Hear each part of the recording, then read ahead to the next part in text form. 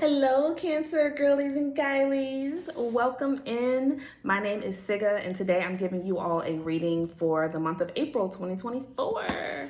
So let's see what is coming in April, what your spirit team wants you to know, be aware of, be on the lookout for. April is also that total solar eclipse. Okay, so that's all about letting go.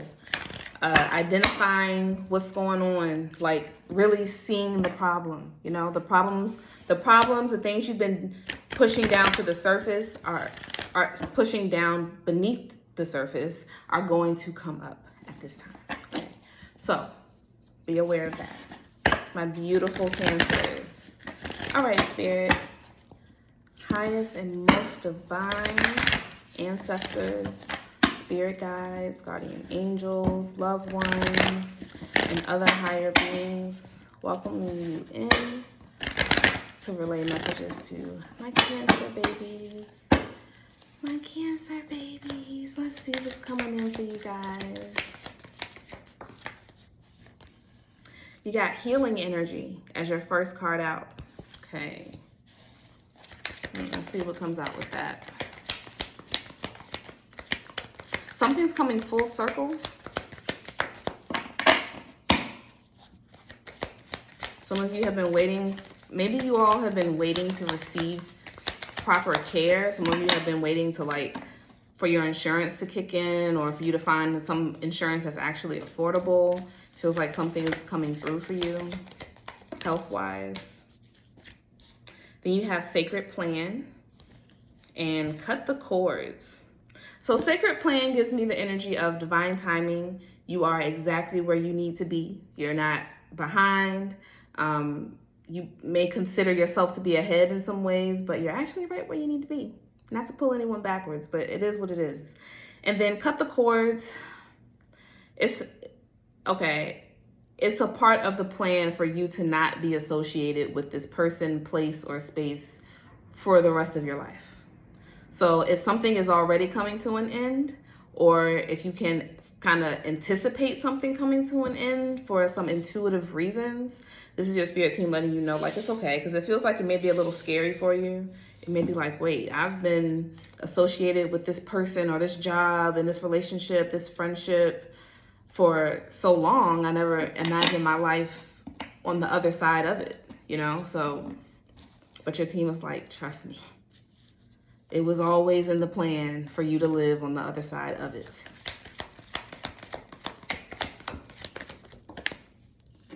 Then you have compassion.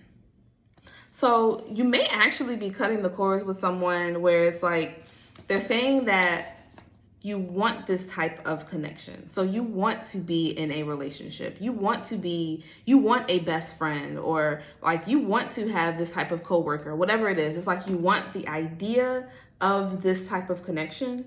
But the truth is, you're way nicer.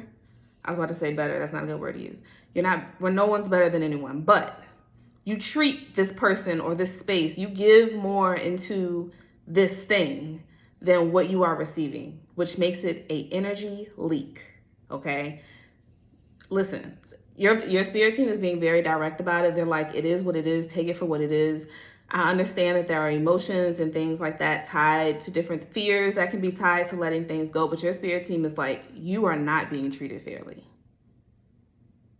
Period. There's always going to be some form of sacrifice. You can either sacrifice yourself by staying in what you're staying in, so sacrificing your own self-respect, your wellness, mental health, emotional, spiritual health, or you can say, forget that. I'm sacrificing this connection. I'm sacrificing this relationship so that I can go fly and be my best self. So your team is like, really weigh the pros and cons. Is the connection truly magical, or are you just magical as fuck? So everything that you dabble in is going to be magical, Yeah. That's their energy, y'all. I swear, that's how they feel. They're like, really?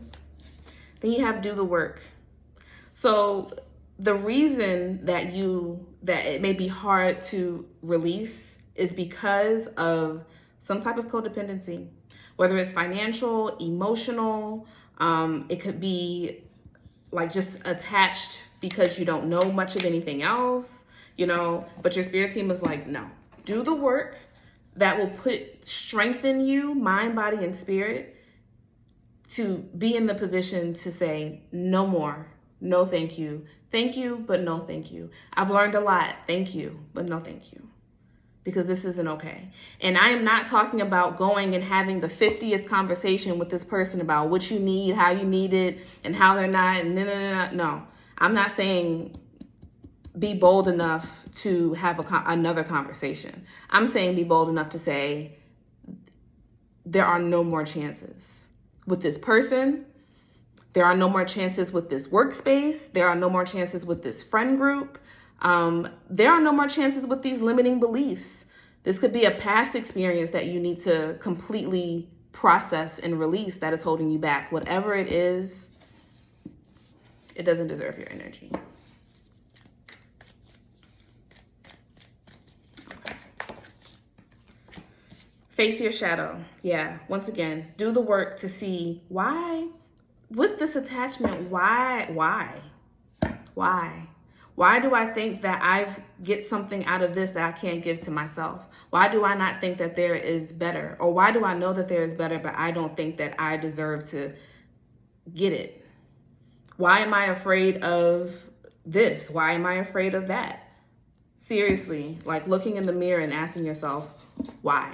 What is the real reason? Try to verbally explain or mentally explain to yourself what the reason is.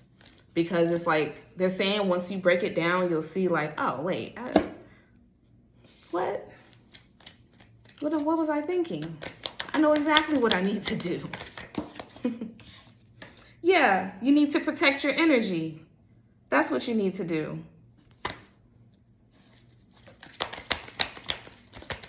You're not playing with nobody but yourself, Cancers.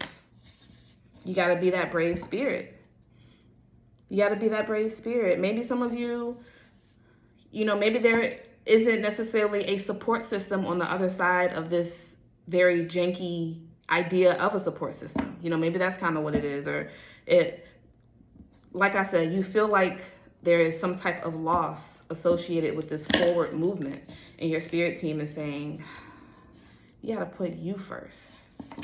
You've been putting other people first. You've been putting this company first. You've been putting this and that first. What about you, Cancer? What about you?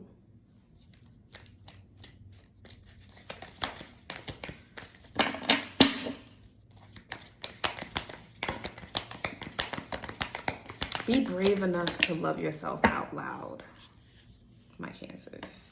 Then you have sexual wisdom and eternal love. Okay, so some of you, this isn't for everyone. Some of you, this definitely is a relationship. And the sexual wisdom card right now is not giving me the most positive energy. I don't know what it is. Sometimes it gives me different things, but this time it doesn't feel very great. And then right after this card, I have this great feeling card, this eternal love. This card makes me feel like hopeful, whimsical. It makes me want to go into the daydream of what true love means and looks like. So this is your spirit team letting you know this is where you're at. And this is where you could very much so be. But you will never get here holding on to this. If this is, they're telling me to put this out there in general. So this isn't just dealing with love. This is the job that you're currently in. This is the job that you could be in. Or this is you working for that company. This is you in the process of building your own company. Like, this is the current friend group. This is the friend group that you really could manifest. You see, this is where you currently live. This is where you're going to be living as you continue to do the search or whatever it may. You get what I'm saying? Okay. All right. Let's pull one more card here, Spirit, for the main takeaway for my Cancers. What is the main message here for Cancer? Oh, that came out nice and pretty. Okay. And you have encouragement.